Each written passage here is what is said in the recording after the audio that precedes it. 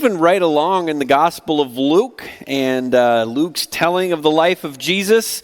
So last week we were in just one little story in chapter 6, talking about Sabbath, digging deep into that. And the rest of chapter 6 is kind of meaty. We get the full 12 disciples named in the rest toward the end of chapter 6.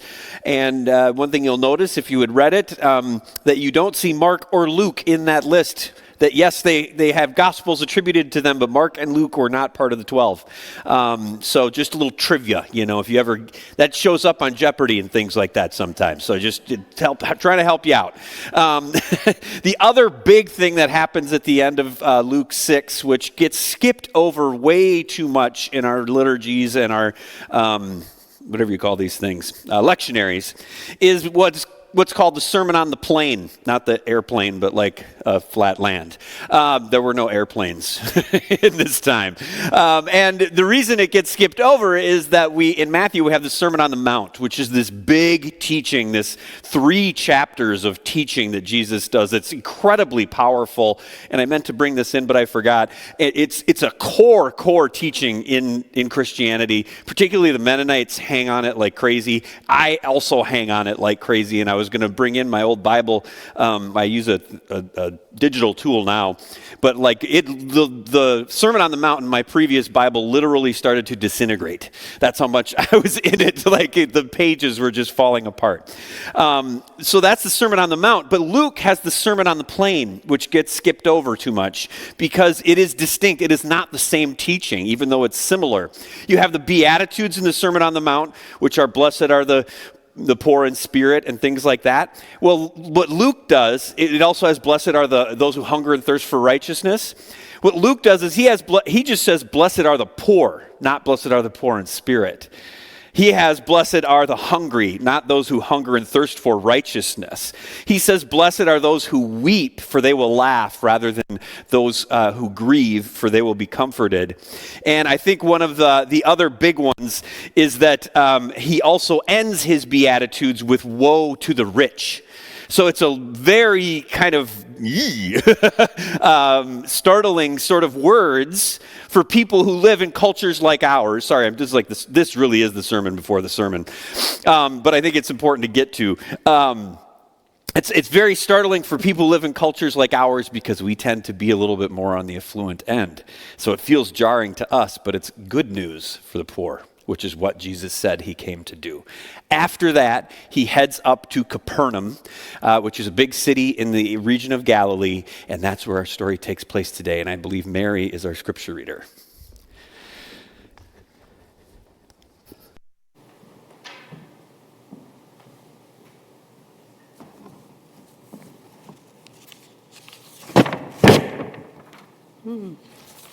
Okay. This page is missing. Thank you.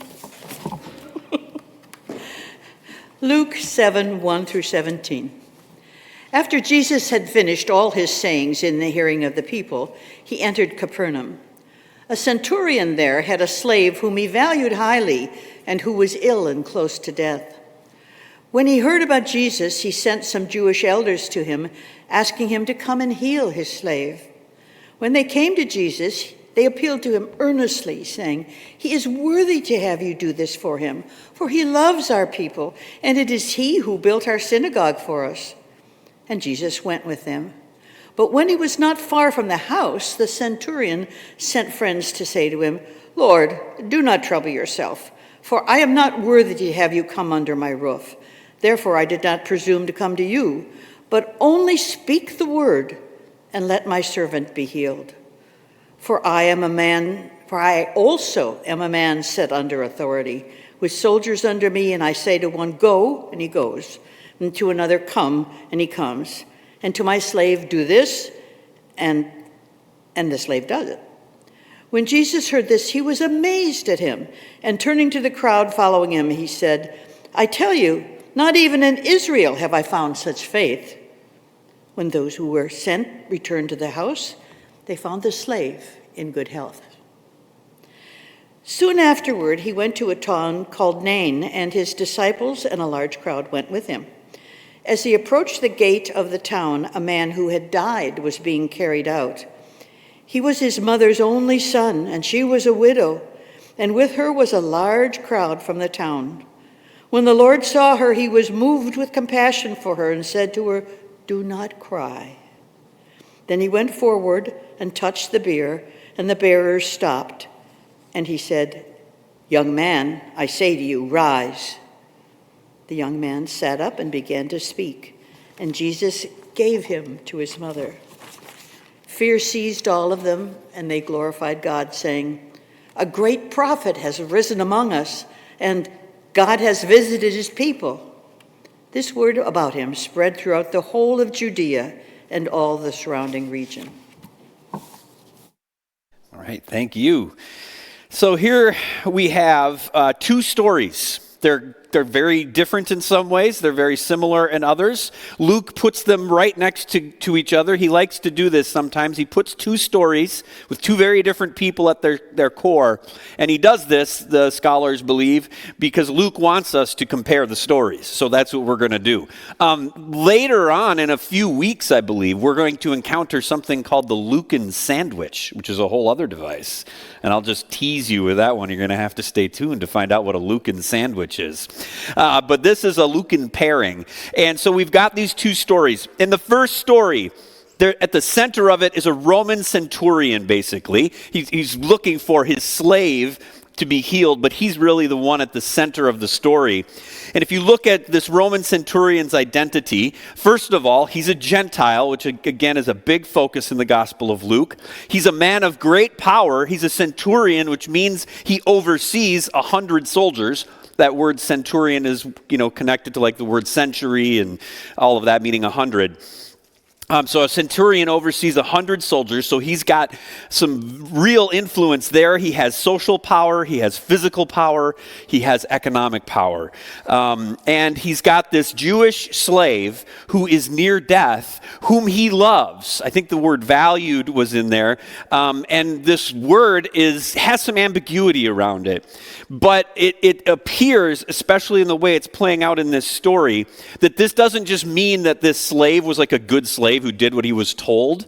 It's this word speaks to that this slave had great honor, that there was a deep love of this centurion with this slave, that there was more going on than just a slave and master relationship, which is kind of weird.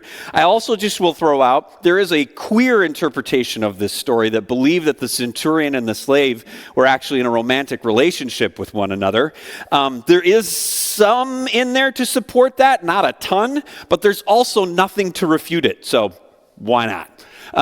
There's really no harm, but all of that is to say that's the kind of love that we're talking about here. This is not your normal slave and master relationship. So that's going on in this story, and what happens is these Jewish elders, the centurion sends Jewish elders to come to Jesus because the centurion has heard about Jesus and what he can do to heal this slave, but really this man that he loves. And so you can see here we also have a positive relationship going on between a Roman centurion and Jewish elders. So he sends them, and then he says, tells them to tell Jesus that he's not coming to see him because the centurion doesn't even think he's worthy of Jesus' presence, which speaks to this centurion's humility. And he says, "Only speak the word and let my servant be healed."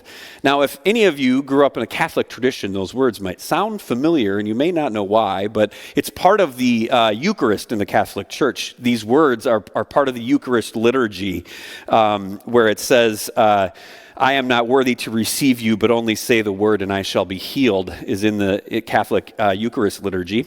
Just a little note there, another trivia thing for you. But all of this, what it does is it speaks to the way in which the centurion understands how power and authority work.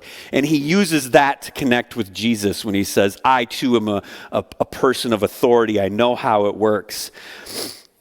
And so then Jesus is absolutely amazed at him and says, "Nowhere in Israel have I seen such faith."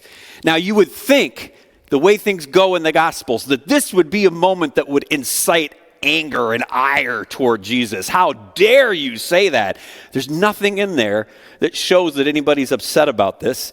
There are two ways, though, of understanding that. One is Jesus very well could be saying, this Roman centurion has more faith than I've seen out of anybody in Israel.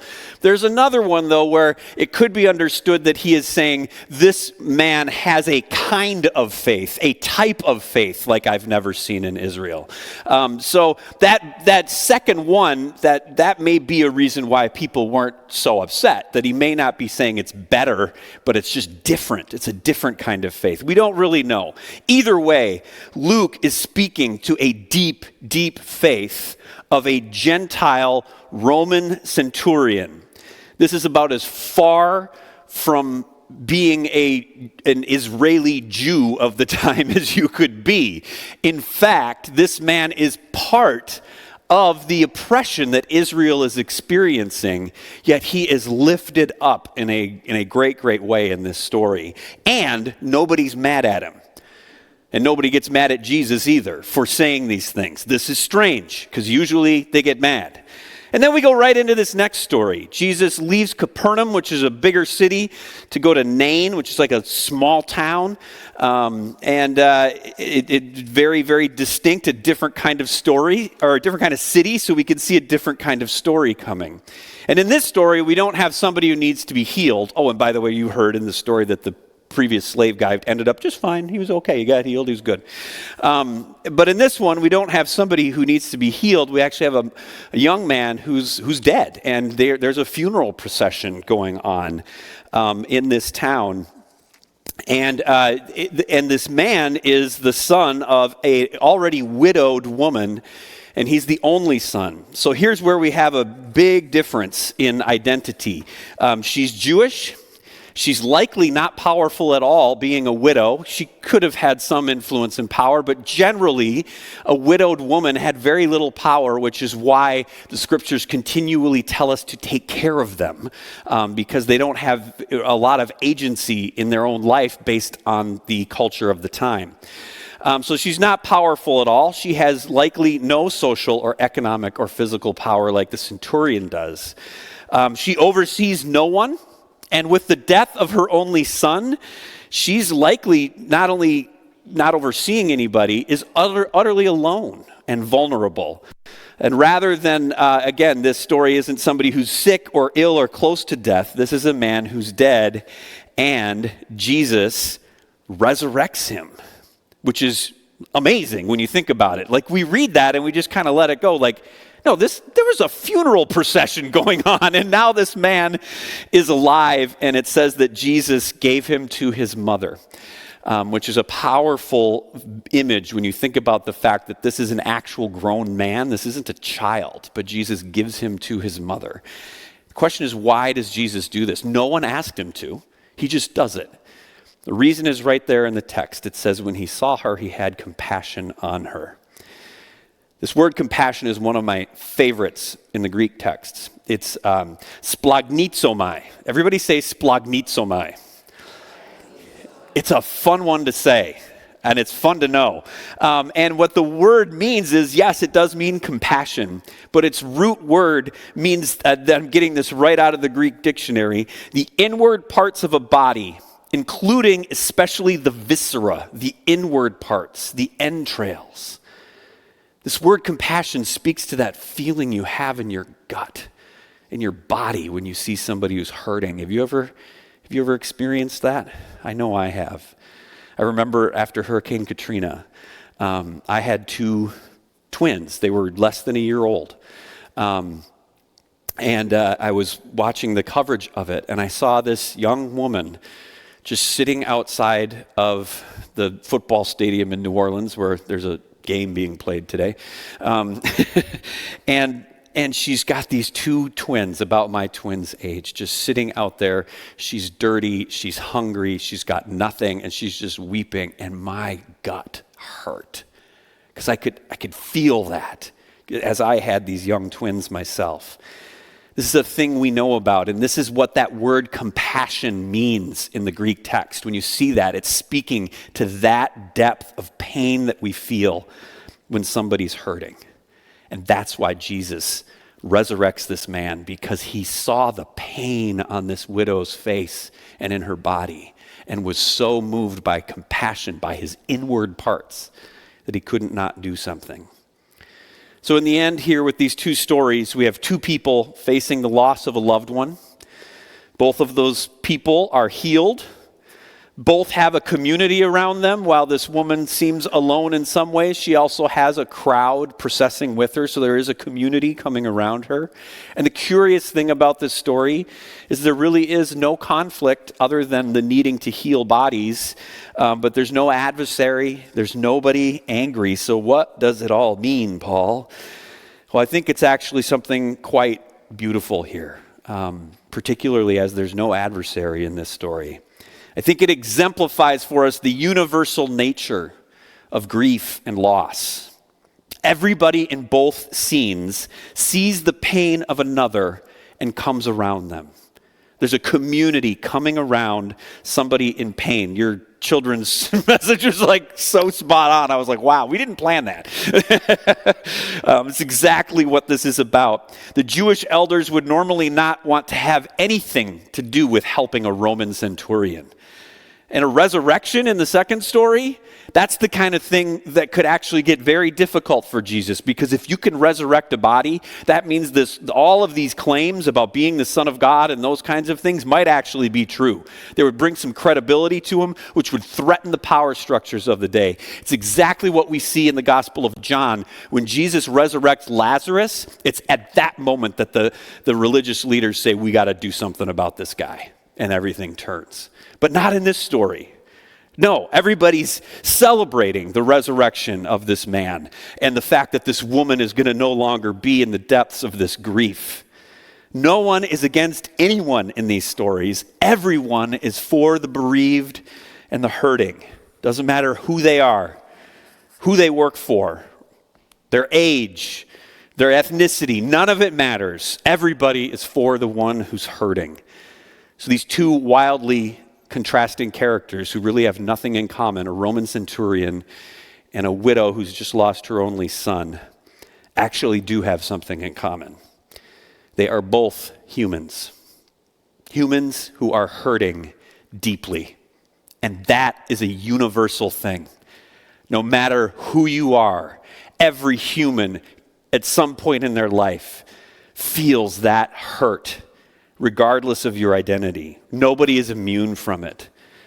In this complicated world that we live in today, we have work to do, beloved, around sifting through power structures and the way in which our identity and our differences connect us to social power or don't, right? We have to look at these differences. We have to understand them and understand how they connect to power. This is not, I don't want you to hear me preaching a let's all be colorblind sermon here. As Heather McGee says in her book, great book, The Sum of Us, which I highly recommend, colorblindness does not make us blind to race, it makes us blind to racism. That's what happens. So I'm not saying that we shouldn't pay attention to our differences and our identities. We need to embrace them and celebrate the beauty of our diversity. But we can do two things at once. We can do that, explore difference and identities and power structures. We can name them, we can own them, and we can also remember what connects us, which is quite simply our humanity. And I think that's what Jesus is getting to here and what Luke is getting to here. Doesn't matter if you're a Roman centurion or a widow losing her only son, the loss of a loved one hurts deeply, no matter who you are. We can and must do the work of recognizing and naming and owning difference, but we must not lose the reality that in our differences, we are also one human race. We all bleed. We all hurt. No one is immune to the pain and suffering of grief and loss, and likewise, nobody is immune and denied the joy of laughter which can also sometimes happen in the same space. No one is unworthy of Jesus, while at the same time, none of us deserve him. We've done nothing to deserve his healing hand, his healing words in our lives, and yet he says, you don't need to do anything to deserve me. I freely and recklessly give my love and compassion to you because I see you and I have compassion for you as a human being, Jesus says. Like I said, I don't want to communicate just a can't we all just get along message here, because we have hard work to do.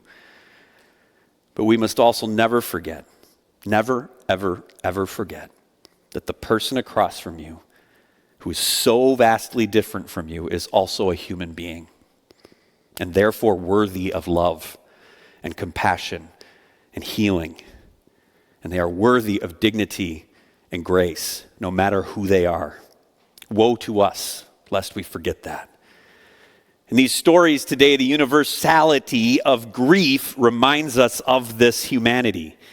May we never minimize another's grief or pain, and may we actually enter into it driven by the kind of compassion we see in Jesus here. Simply, we would move toward them simply because of the humanity.